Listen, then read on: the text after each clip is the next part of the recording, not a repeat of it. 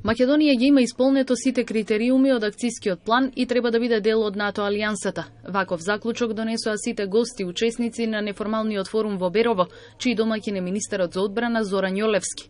Аналитичарот и истакната личност од американската think tank заедница Сели Пейнтер вели дека се што и треба на земјава за да стане полноправна членка на алијансата е силно лобирање.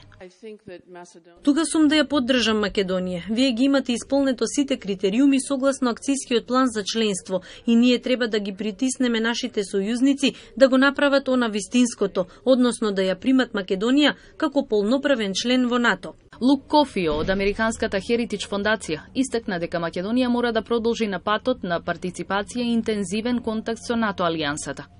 Македонија мора да продолжи на патот на партиципација и интензивен контакт со НАТО алијансата. Македонија носи голем бенефит кон глобалната сигурност, но не ги ужива бенефитите од членството во алијансата. Им порачувам на македонските граѓани, иако е тешко, да бидат трпеливи. Ако имате еден член на НАТО кој не го цени тоа што го правите, има 27 земји членки кои тоа вистински го ценат. Министерот Јолевски вели дека сака во секој поглед да ги искористи неговите контакти и релации со ваквите истакнати личности од САД и Европа. Ова се група на интелектуалци кои што имале високи позиции во американското општество, меѓутоа и во Европа и во Велика Британија. Ова се пријатели на Република Македонија, мои лични пријатели, кои што ги повикав тука овде во Берово, да седнеме да поразговараме за стратегијата што треба Македонија дополнително направи со цел што побрзо да добие покана членство во НАТО. На неформалниот форум се разменуваат многу мислења и идеи како Македонија да се приближи до алијансата.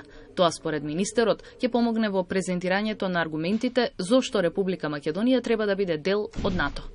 На Македонија и се потребни пријатели поддржувачи кои ќе лобираат за земјата да стане дел од НАТО алијансата. Токму во тој контекст се и разговорите од дводневниот форум овде во Берово.